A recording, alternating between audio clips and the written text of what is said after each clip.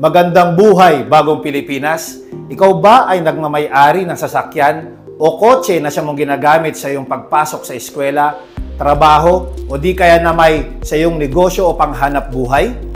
Ngunit, alam mo ba na isa ang mga sasakyan na pinupuntirya ng mga kawatan o sindikato sa kanilang kriminal na gawain o tinatawag na carnapping? Paano ba tayo makakaiwas maging biktima ng carnapping? Narito at ating alamin sa EPD Kalamang Pamamarisan.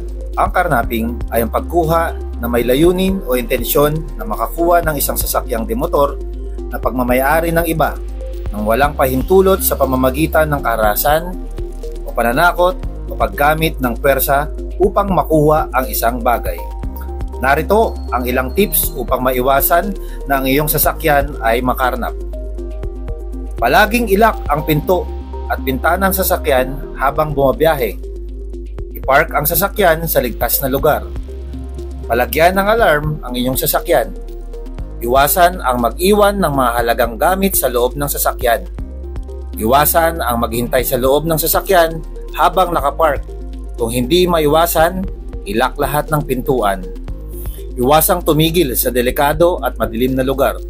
Iwasang tumigil o tigilan ang hindi kilalang tao. Kung bibili ng segunda manong sasakyan, maiging i-check ang detalye sa PNP Highway Patrol Group. Mag-save ng number ng police hotline sa iyong cellphone. Sa ilalim ng anti-carnapping law, ang carnapping ay isang heinous crime o non-bailable offense kung ang ebidensya ng pagkakasala ay malakas. Parurusahan din ang pagbebenta ng mga spare parts ng mga karnap na sasakyan. Ang magkakasala nito ay maaaring makulong ng 20 taon hanggang 30 taon kung mapapatunayang guilty sa ilalim ng Republic Act 10883 o bagong anti-carnapping law, at kung may ginamit namang karahasan, pagkakakulong nito ay aabot sa 30 taon at 1 araw hanggang 40 taon ang parusa.